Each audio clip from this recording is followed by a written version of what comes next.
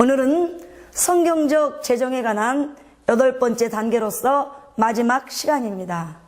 마지막 시간이므로 그동안 공부한 내용을 한번 복습해 보도록 하겠습니다.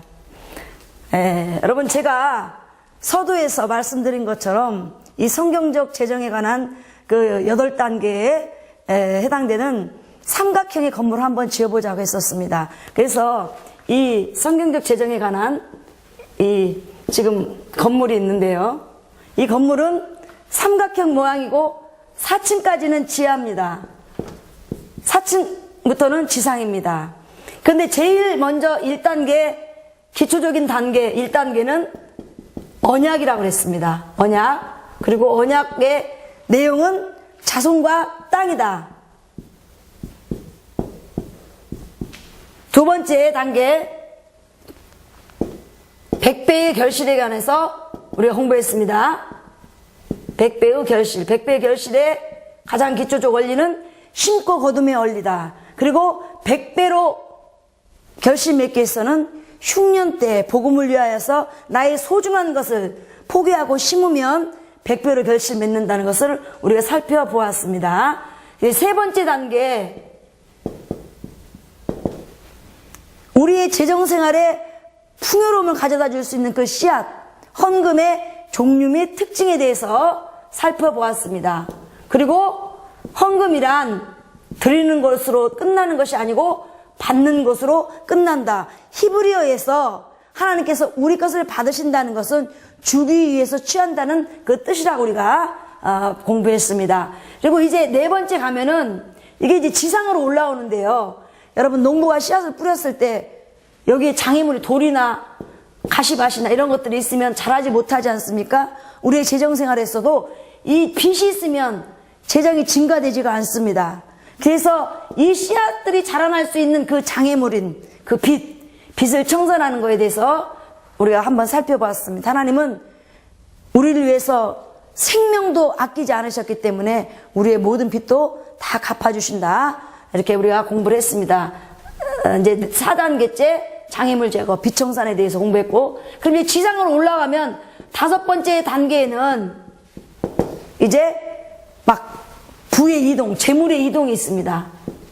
성경에 재물의 이동 현상을 살펴봤고, 이제 말세에는 하나님이 악인의 재물을 취해서 하나님의 자녀인 의인들에게, 선인들에게 준다고 주기적으로 반복해서 약속하셨습니다. 그걸 실제로 이제 체험하게 될 것입니다. 그 다음에 6번째 단계, 이것은 진리 안에서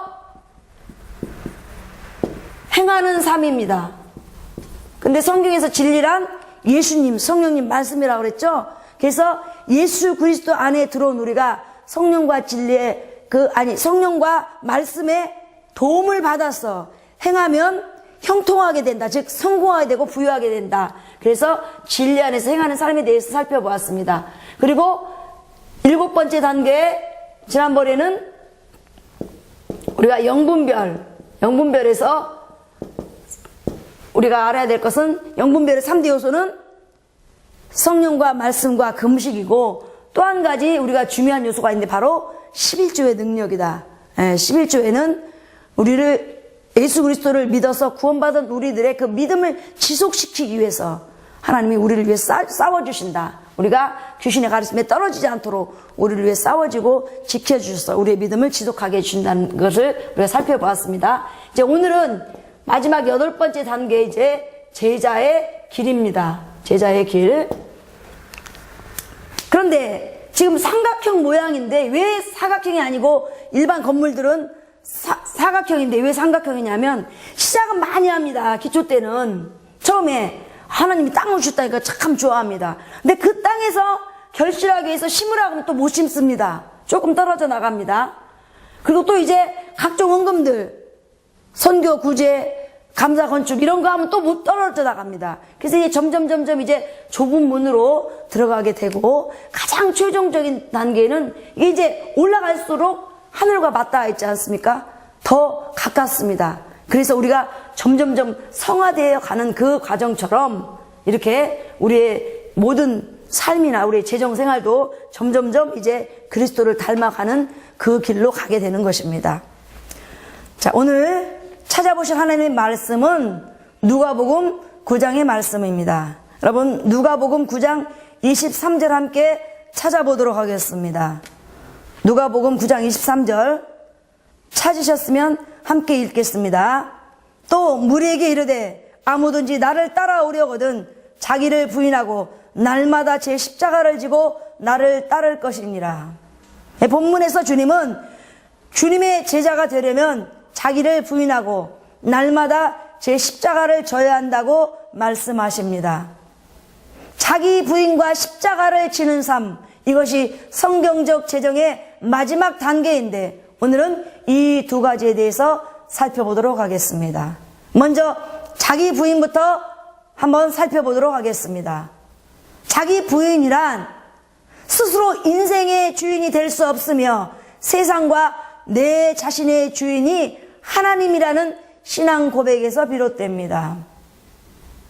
하나님께 크게 쓰임받았던 인물 가운데도 종종 자기 부인을 하지 못한 사람이 있습니다. 그런데 이렇게 성경에서 자기 부인을 하지 못해 하나님께 버림받은 인물이 있습니다. 대표적인 인물이 모세와 아론입니다. 이스라엘 백성들은 출애굽 40년 정월에 기나긴 광야 생활을 청산하고 가나안을 향해 가기 위해서 다시금 가데스 바네아에 이르렀습니다. 이 가데스 바네아는 가나안의 진입로로서 출애굽 직후 모세와 이스라엘 백성들이 가나안 땅을 정찰한 후에 하나님을 대적한 곳으로서 그들은 이 일로 벌을 받아 38년의 광야 생활을 한 후에 다시 이곳에 도착하게 되었습니다. 그때 그들은 원망과 불평으로 인해 출애굽 1세대들이 광야에서 죽어야 했던 사실을 망각하고 다시금 그 자리에 물이 없다는 이유로 모세와 아론을 원망하게 됩니다. 그런데 이때 모세는 중대한 실수를 하게 됩니다. 민수기 20장 10절에서 모세와 아론은 회중을 그 반석 앞에 모으고 그들에게 이제 이야기합니다. 반역한 너희여 들으라. 우리가 너희를 위하여 이 반석에서 물을 내리라고 이야기합니다. 모세와 아론은 하나님이 너에게 물을 내리라 하지 않고 마치 자기 자신들이 기적을 베풀어 물을 내는 것처럼 우리가 너희를 위하여 물을 내리라고 말함으로써 하나님의 영광 대신에 자신들의 영광을 드러내고자 했습니다. 자기 자신을 부인하지 못한 것입니다. 일로 인하여 그들은 약속의 땅 가나안에 들어가지 못하게 됩니다. 그러므로 이 일을 교훈 삼아 나 자신을 부인하고 하나님께서 내 인생의 주인 되심을 삶 가운데 실천해야 할 것입니다. 그런데 이렇게 나 자신을 부인하지 못하면 필연적으로 나타나는 현상이 있습니다. 그것은 바로 자기 자신에 대한 과장과 교만입니다. 즉 자신을 드러내고 자신을 과시하기 위해서 과장하는 것입니다. 그 대표적인 사건이 다윗의 인구조사 사건입니다. 성경에는 하나님의 명령에 따른 합법적인 인구조사가 기록되어 있는데 총 3번입니다. 첫 번째 인구조사는 60만 3,550명. 이것은 출애굽 직후의 한 조사로서 이는 신앙적인 목적으로서 속전세를 받기 위한 것이었는데 출애굽 38장 26절에 의하면 이때 인구수는 60만 3,550명입니다. 보겠습니다. 첫 번째 인구조사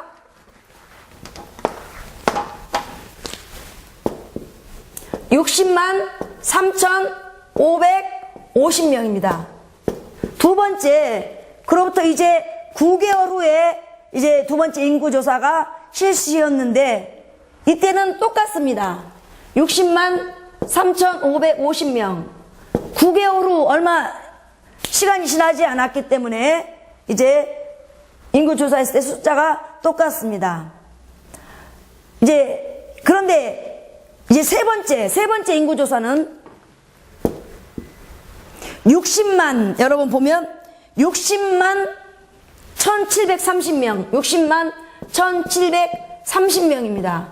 이때는 출애굽하고 40년 5월 이후에 이제 가나안에 들어가기 직전에 모압 평지에 산 조사인데, 민수기 26장 53절에서 하나님께서 말씀하신 것처럼 이때는 그 인구 수대로 땅을 분배하기 위해서 시행되었습니다. 그래서 60만 1730명, 이것이 이제 세 번째 인구조사의 숫자입니다. 그런데 이러한 합법적인 인구조사 위에 사단의 충종으로 인한 인구조사가 있습니다. 여러분 다 함께 사무엘하 24장 1절을 찾아보겠습니다. 사무엘하 24장 1절의 말씀입니다. 함께 찾아보도록 하겠습니다. 읽습니다. 여호와께서 다시 이스라엘을 향하여 진노하사 그들을 치시려고 다윗을 격동시키사 가서 이스라엘과 유다의 인구를 조사하라 하신지라. 네. 그런데 이와 똑같은 내용을 또 기록한 곳이 있습니다. 여러분 사무엘하 24장 덮지 마시고 역대상 21장 1절입니다. 1절 함께 찾아서 읽어보도록 하겠습니다. 사단이 일어나 이스라엘을 대적하고 다윗을 충동하여 이스라엘을 계수하게 하니라.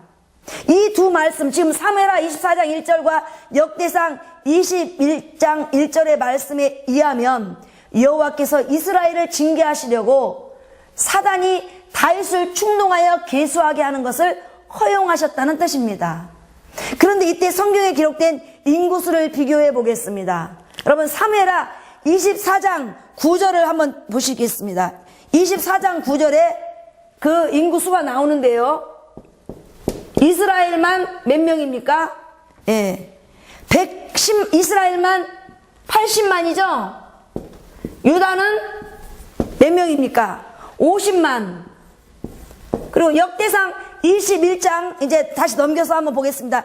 21장 5절에 여기는 이스라엘만 110장, 역대상 21장 5절 110만, 또 유다만 47만입니다.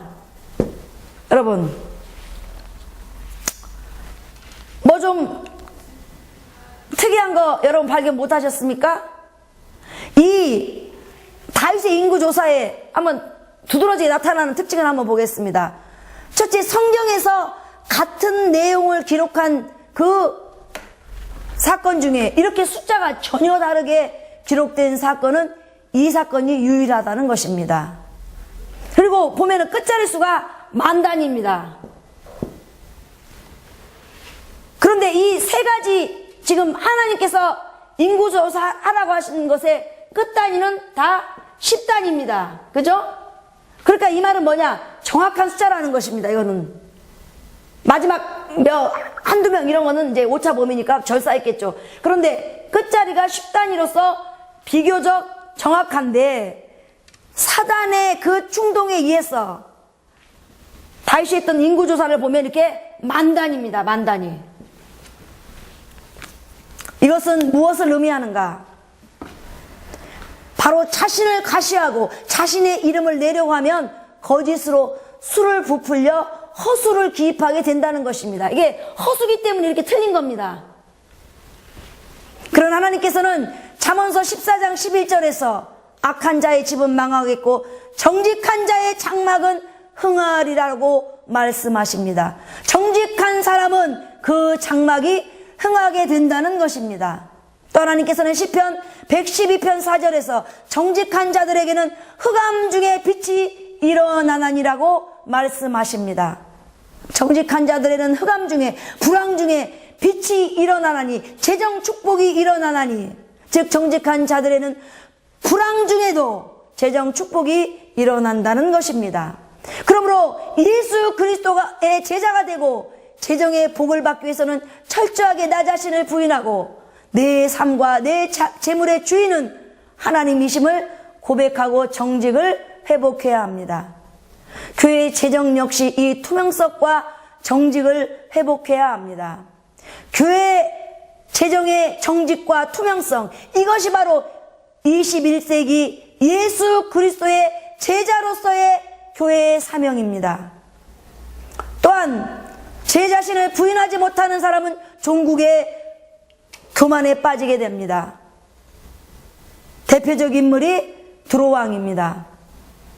바벨론의 느부갓네살에 의해서 포로로 끌려온 에스겔은 포로 생활 5년이 지난 30살쯤의 나이에 하나님의 부르심을 받아 예언 활동을 시작합니다. 그는 바벨론의 그발 강가에 거주하면서 주로 유대인 포로들에게 하나님의 심판을 예언합니다. 시편 137편에서 이스라엘 백성들은 바벨론의 여러 강변가에 앉아서 시온을 기억하며 예루살렘을 기억하며 울었도다라고 말합니다.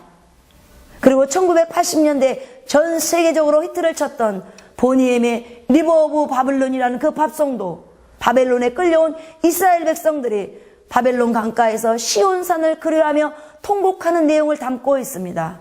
그리고 동시에 에스겔은 열국에 대한 심판도 예언하는데 그 가운데 특히 복음서에 등장하는 두로왕에 대한 심판의 메시지를 선포합니다. 여러분 다 함께 에스겔서 28장을 함께 찾아보도록 하겠습니다. 에스겔서 28장입니다. 에스겔서 28장 찾으셨으면 1절로 8절의 말씀을 함께 읽어보도록 하겠습니다. 함께 읽겠습니다. 또 여호와의 말씀이 나에게 임하여 이르시되 인자야 너는 두로왕에게 이르기를 주 여호와께서 이같이 말씀하시되 내 마음이 교만하여 말하기를 나는 신이라 내가 하나님의 자리 곧 바다 가운데 앉아있다 하도다. 내 마음이 하나님의 마음 같은 채 할지라도 너는 사람이요 신이 아니거늘 내가 다니엘보다 지혜로워서 은밀한 것을 깨닫지 못할 것이 없다 하고 내 지혜와 총명으로 재물을 얻었으며 금과 은을 곳간에 저축하였으며 내 큰 지혜와 내 무역으로 재물을 더하고 그 재물로 말미암아 내 마음이 교만하였도다. 다시 그 재물로 말미암아 내 마음이 교만하였도다. 그러므로 주 여호와께서 이같이 말씀하셨느니라 내 마음이 하나님의 마음 같은 채 하였으니 그런즉 이제 내가 이방인 곧 여러 나라의 강포한 자를 거느리고 와서 너를 치리니 그들이 칼을 베어 내 지혜의 아름다운 것을 치며 내 영화를 더럽히며 또 너를 구덩이에 빠뜨려서 너를 바다 가운데서 죽임을 당한 자의 죽음같이 바다 가운데서 죽게 할지라. 이 본문에서 두로왕은 내가 신이다.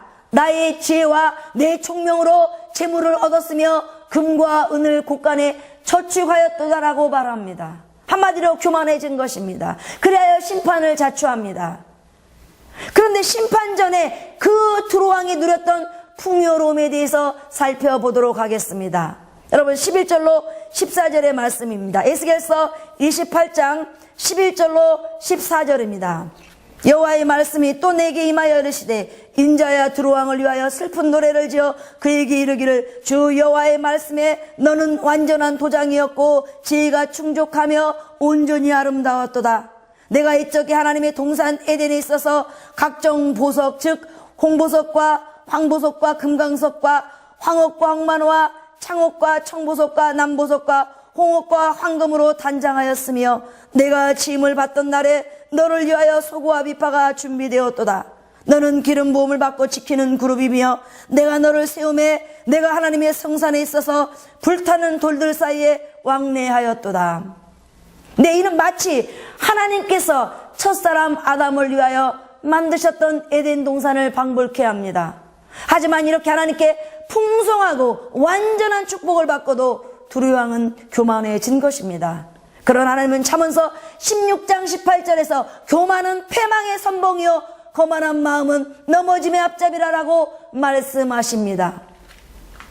또 하나님은 신명기 8장 18절에서 이렇게 말씀하십니다. 또 두렵건대 내 마음에 이르기를 내 능과 내 손의 힘으로 내가 이 재물을 얻을까 할까 하노라. 풍요로운 그 물질적인 혜택을 누릴 때 교만한 마음을 버리라는 것입니다. 그 재물 하나님이 주셨다는 것입니다. 너는 기억하라. 하나님이 너에게 재물 얻을 능을 주셨습니다.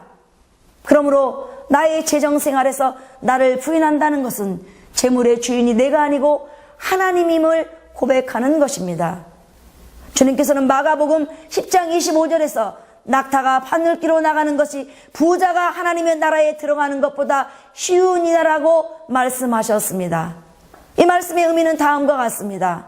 여러분, 고대 중동 지역의 많은 도시들은 높은 성곽으로 둘러싸여 있었습니다. 그리고 이 성벽들에는 거대한 문이 있었는데 어두워지면 적들이 공격하지 못하도록 그 문을 닫고 자물쇠를 채웠습니다. 그러나 늦게 도착하는 여행들이 들어올 수 있도록 문에 작은 출입구를 만들어 두었는데 그 출입문 이름이 바로 바늘귀입니다. 그런데 늦게 들어오는 여행객들은 대개 낙타를 타고 왔습니다. 사막이었기 때문입니다. 그런데 이때 낙타가 그 문을 통과해서 들어오는 유일한 방법은 실었던 모든 짐을 내리고 무릎을 꿇어야 했습니다. 그래야만이 낙타는 가까스로 바늘귀를 비집고 들어올 수 있었던 것입니다. 이를 예수님께서 비유로 말씀하신 것입니다. 물론 부자도 하나님의 나라에 들어갈 수 있습니다. 그러나 쉬운 일은 아닙니다. 마찬가지로 예수 그리스도의 제자가 되기 위해서는 자기 부인을 통하여 자신의 삶과 재물의 주인이 하나님임을 고백하고 낙타처럼 세상의 모든 소유물을 완전히 내려놓고 하나님 앞에 무릎을 꿇어야 합니다. 그럼 믿습니까? 네, 자기 부인, 이것이 예수 그리스도의 제자가 되는 첫 번째 길입니다. 두 번째, 주님의 제자가 되기 위해서는 날마다 제 십자가를 져야 합니다. 예수 그리스도의 대속의 은총으로 구원받은 우리들은 이제 더 이상 죄와 저주의 십자가는 질 필요가 없습니다. 그러나 우리들이 이 세상 살아가는 동안에 예수 그리스도의 제자로서 감당해야 될 십자가가 있습니다. 그런데 이 십자가는 크게 세 가지가 있습니다. 첫째, 나는 아무런 잘못이 없는데 주님 때문에 지는 십자가가 있습니다.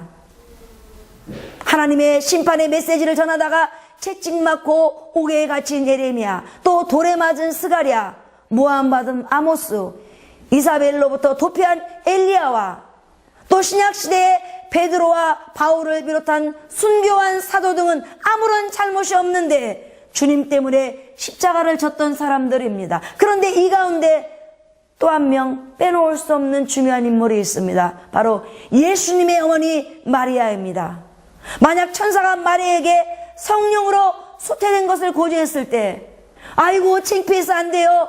약혼자 요셉이 알게 되면 저는 파혼당할 것이고 사람들에게 돌로 맞아 죽게 되어라고 만약에 말했다면 어떻게 되었을까요? 그리고 또 아기 예수를 길거리에 버렸다면 어떻게 되었을까요? 예수 그리스도의 십자가 대속의 사역은 보류되었을 것이고 그만큼 우리들의 구원은 연기되었을 것입니다. 이렇듯 예수님의 그 어머니 마리아가 짊어졌던 십자가는 나는 아무런 잘못이 없는데 주님 때문에 졌던 십자가였습니다. 두 번째, 다른 사람이 나에게 억지로 지게 하는 십자가가 있습니다.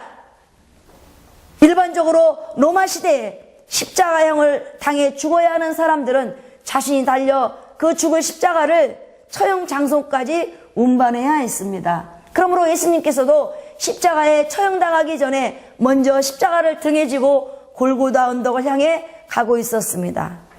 그런데 이 십자가의 무게는 평균 20kg으로서 장정한 사람이 들기에는 충분한 무게였습니다.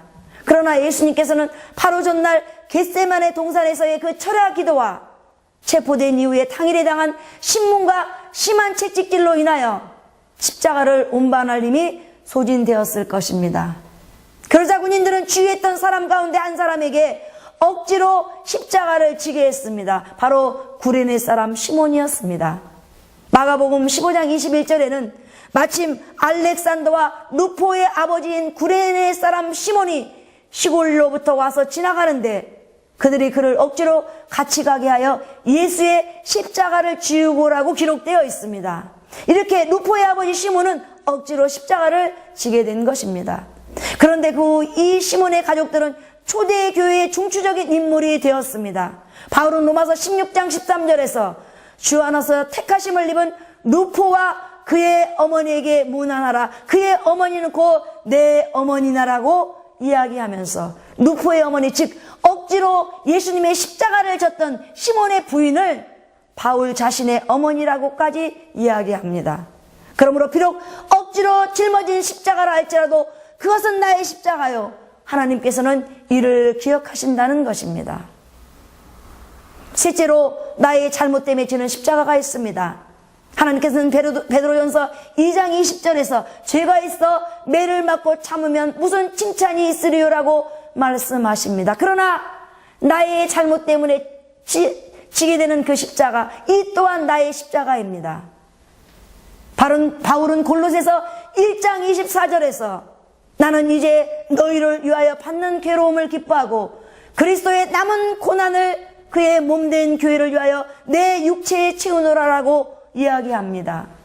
이는 비록 예수 그리스도 자신이 당한 그 고난은 완성이 되었다 할지라도 바울은 이제 주님께서 이 땅에 남겨주신 교회의 고난에 동참하며 기꺼이 그 고난을, 그 십자가를 감당하겠다는 것입니다. 이 사도 바울의 고백처럼 주님의 몸된 교회의 구성원이 된 우리들 역시 각자에게 주신 자기 분량의 십자가를 기꺼이 감당해야 합니다. 또한 교회의 재정에 있어 내가 감당해야 할 십자가가 있다면 이 또한 감당해야 할 것입니다. 이제 결론을 맺겠습니다.